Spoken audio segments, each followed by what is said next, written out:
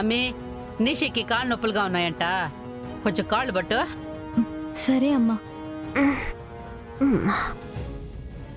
మరి నా కాళ్ళు ఎవరు పడతారమ్మీ? దీని పడుతుందిలేండి అత్తయ్య.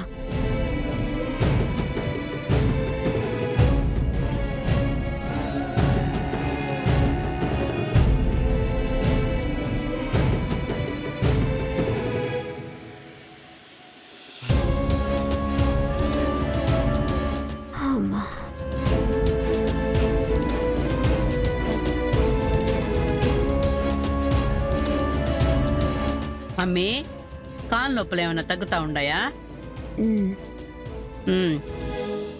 ఇదంతా ఆ జగదాత్రిని చేసుండాది. కావాలని నీళ్లు రాకుండా చేసి మనతో నీళ్లు మోయించుండాది. మనం దాంతో పిండి రుబ్బించామని ఇలా చేసింది అత్తయ్య. కాదమ్మి, మనము ఈ శ్రీవల్లిని టార్చర్ పెడుతున్నామంట. అందుకు కష్టం అంటే ఎట్టా ఉంటుందో తెలియడానికే ఇట్టా చేసిందంట. ఏం శ్రీవల్లి, మేము నిన్ను టార్చర్ చేస్తున్నావా? మేము పని తప్పించుకొని నీ నెత్తిన మొత్తం పనులన్నీ వేసుండావా? అయ్యో, అలాంటిదేం లేదమ్మా. నేనెప్పుడు అలా అనుకోలేదు. కానీ అది అలానే అనుకుంటుంది. నీ సంగతి దాని సంగతి చెప్తాను. నన్ను ఎంత కష్టపెట్టినందుకు ఎవ్వరినీ ఊరికి వదలను. చూడమ్మి, నువ్వు వాళ్లతో ఉన్నన్ని రోజులు మాకు శత్రువే అవుతావు. ఆలోచించి ఎవరి పక్కనుండాలో నిర్ణయించుకో. ఈ రూమ్లో మేం మాట్లాడుకున్నవి తీసుకెళ్లి దానికి చెప్పావనుకో, ప్రాణాలు తీస్తాను.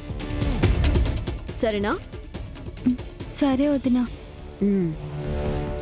అమ్మా,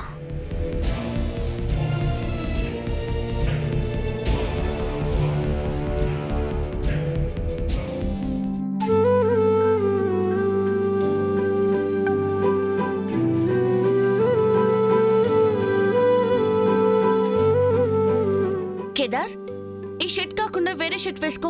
ఏ దాత్రి, ఈ షర్ట్ బానే ఉంది కదా. ఇక్కడ బటన్ సరిగ్గా లేదు, ఊడిపోయింది. రాత్రే కుడదాం అనుకున్నాను, మర్చిపోయాను.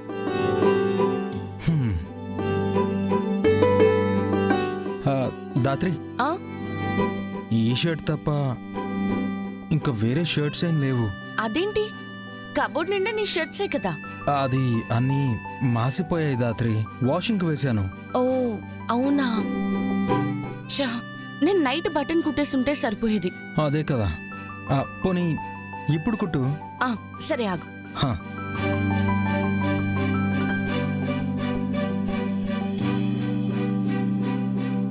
షర్ట్ ఇప్పివ్వు. దాత్రి, మళ్ళీ తీసి వేసుకుని టైం వేస్ట్ కదా, ఇలానే కుట్టాయి. ఆహా, ఇంకేమనిపిస్తుంది సార్ గారికి?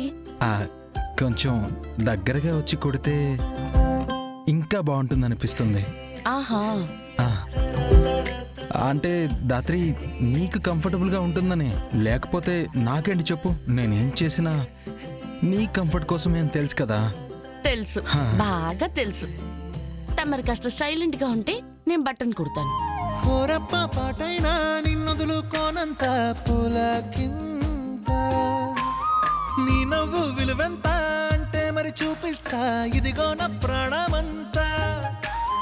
నీవేలే జగమంతా అనిపించే ఈ వింతే ఏంటంతా. ప్రియమారా పడిపోయా నీ మైకంలోనా, మనసారా విడిపోయా ఇక నాతో నేనా. ఏమో ఏమో ఏమో ఏమో నాలో ఊపిరి నీవేమో, నిన్నే మించిన లోకం లేదేమో.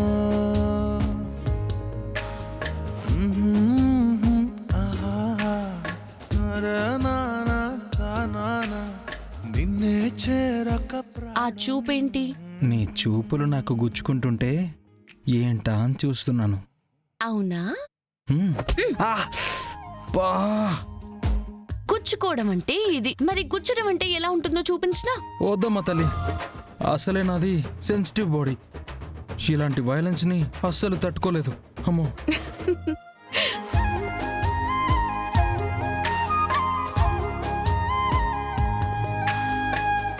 అయిపోయింది. దాత్రి ఉమ్, రోజు నా షర్ట్ కి బటన్ ఊడిపోతే రోజు కుడతావా? ఉహుం. కొడతా. ఆ, నువ్వు ఇలాంటి హార్డ్ డెసిషన్స్ తీసుకోవద్దు. రమ్య ఫోన్ చేస్తుంది. Ah, um. Good morning ma'am. Good morning Ramya. Post mortem report వచ్చేసిందా? వచ్చింది మ్యామ్. మానభంగం చేసి చంపారు మ్యామ్. ముగ్గురు కలిసి చేశారని రిపోర్ట్లో వచ్చింది.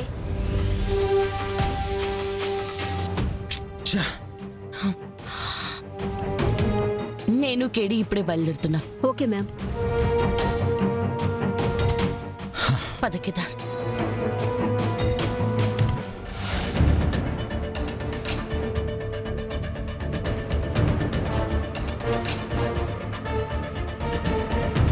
జై జై హింద్ హింద్ సార్. సార్. జై హింద్. Post mortem report.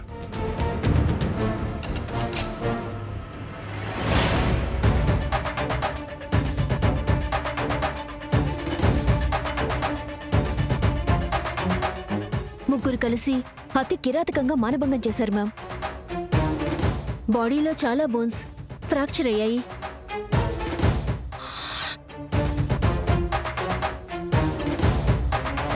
మానభంగంతో ఆగిపోలేదు జేడి వాళ్ళు. ఆ అమ్మాయిని పొడిచి పొడిచి చంపారు.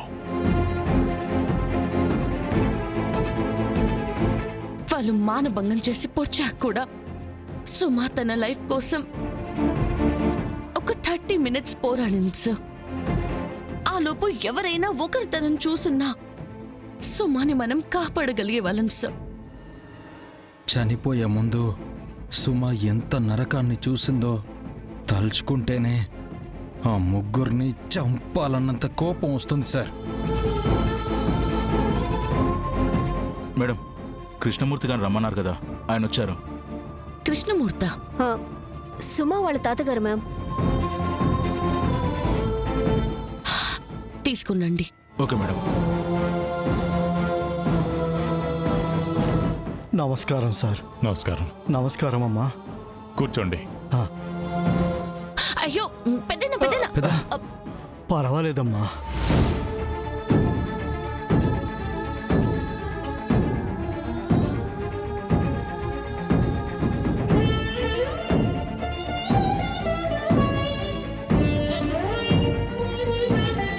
మీ బాధని అర్థం చేసుకోగలనని కూడా చెప్పలేను పెద్దయ్య.